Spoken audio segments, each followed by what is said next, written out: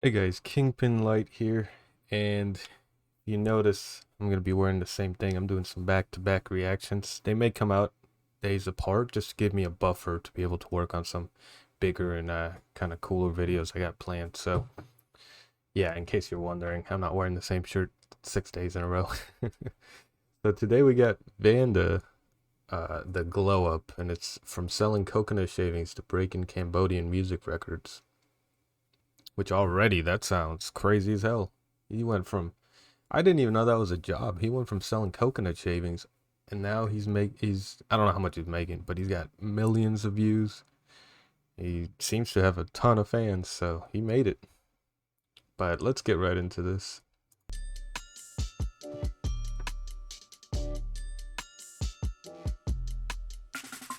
As a consequence of the Khmer Rouge's ban on music. Let me just change the subtitles from Korean to English, which is already in English and vocally, but or at least I think it's going to be all English, but I just like having subtitles even when I watch movies or shows.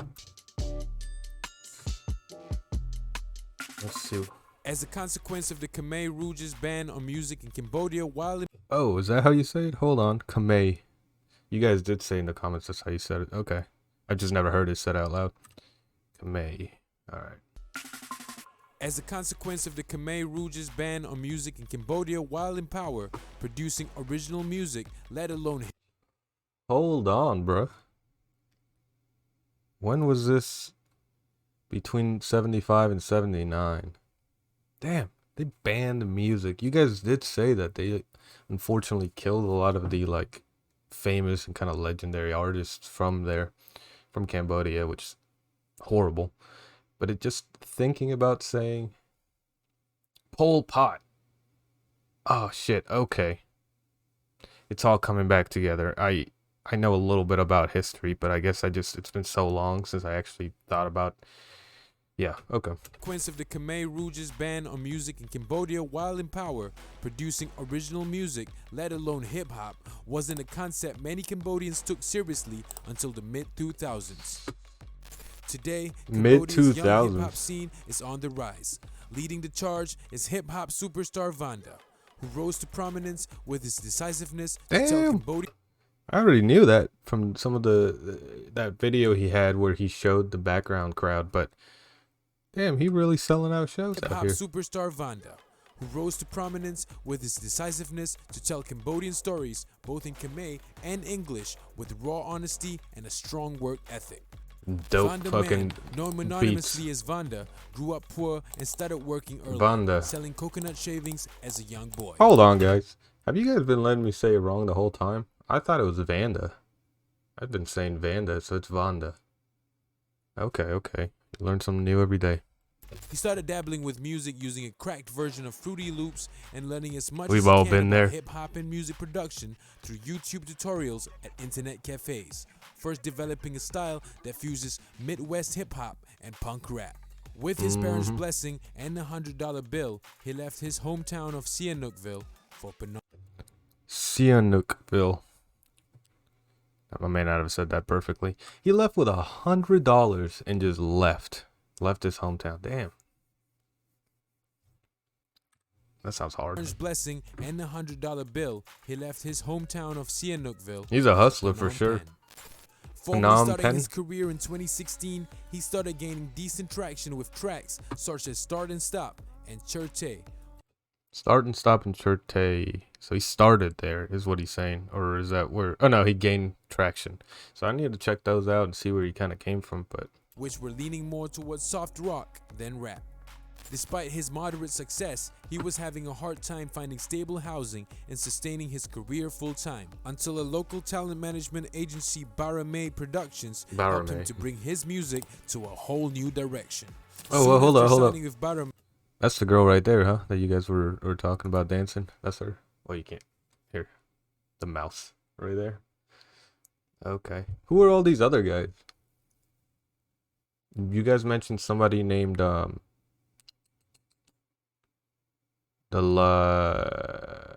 something cartel, and they're like signed with him, I think. But who's the rest of these guys? Soon after signing with Barome, he began the next phase of his career, making hip-hop music and released the smash hit Joe, which resembles the Joe. Khmer word for a form of arrogance, confronting the elites who look down on people like him. In 2020, VannDa dropped the debut full-length record, Skull the Album. 2020. Oh shit, okay. What level of severity is Joe?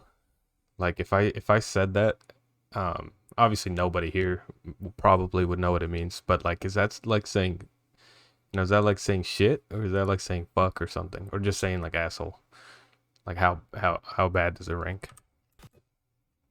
In 2020, VannDa dropped the debut full-length record, Skull the Album, though not as he intended, with the pandemic derailing his planned album launch show and other promotional efforts, not to mention Damn being COVID. plagued with self-doubt on the quality of the record.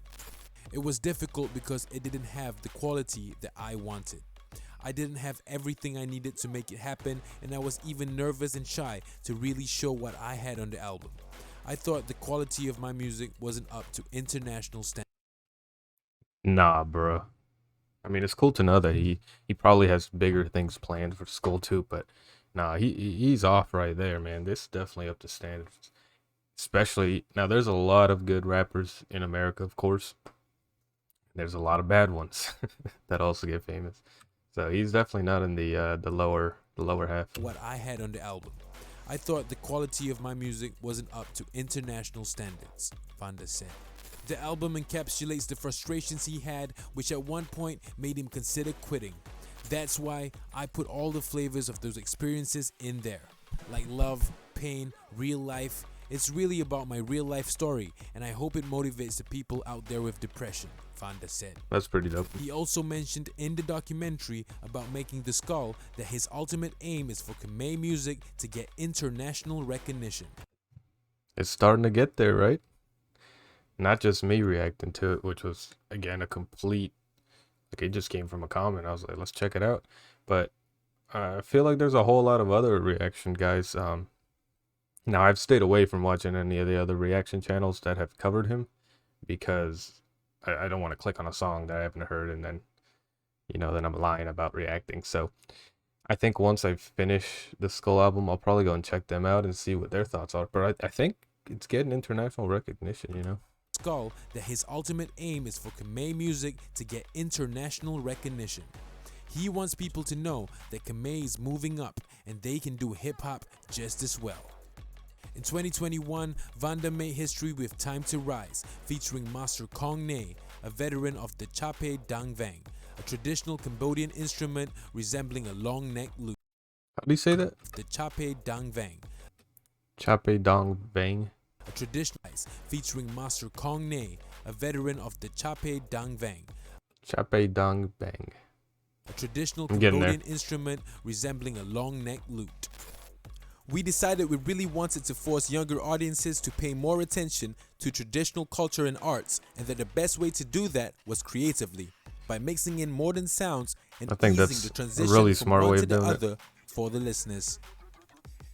And it's part of In the hip hop track, culture too, is VannDa knowing raps over where everything Kong came Ne's from. Chape and a Khmer flute instrumental about Cambodia's rich cultural history and proclaiming that art is the soul of their country.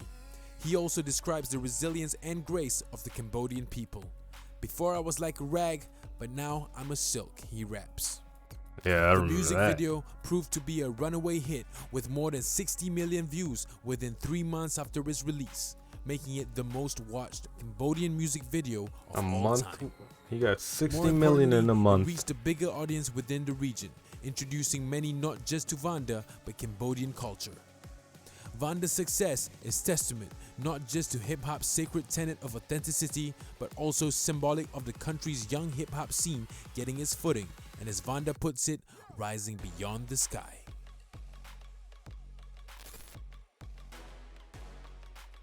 Visual sources. So that went through a whole lot of information in a really small amount of time. That was actually really dope. So he went from selling coconut shavings to, how long did it take? I didn't catch the timeline. So he had like, did it say like 6 months, or am I completely off? A couple years? Either way, man, he made it. Now I know it's Cambodia, but that's the American dream right there, right? Is to start off at the bottom and move your way up through hard work and talent. More hard work though. You know, people think of talent as like either you have it or you don't, which is true, I guess, when we're talking about talent, but people feel like you have to be born with some special talent to make it or to do something great when you don't, man. All it takes is some hard work, dedication, and caring about. I always say you got to care about um, your work, your product, even if it's a job that you hate. You may not know it, and I've come across this a couple times in my life where I was doing something I didn't like, but because even though it was something that I hated, and it was way before I got into what I like to do, I put all of my time and effort and made sure whatever I produced I could be proud of. Again, even when I was working like fast food, right? I made sure I was always on time. I got all of my stuff out. It's stuff like that. Like nobody cares outside of me that I'm doing a good job at fast food, right? It takes you caring. Like, yeah, it's fast food. I'm using that as an example, but yeah, it's fast food, but you want to put something out that you're proud of. Like you made that. Might as well do it to your best of your ability. And I think that ends up leading both to a good mentality for when you do get into something that you like, but also just people recognize that, and it opens up a lot of doors. Because most of the reason I'm at where I'm at in my main job is because people gave me the opportunity because they trusted me or they saw something in me, right? And so I think it helps open up doors just to show that characteristic. But all right, guys. Like, subscribe, and comment, all that, and Discord, of course. And yeah, catch you guys in the next one.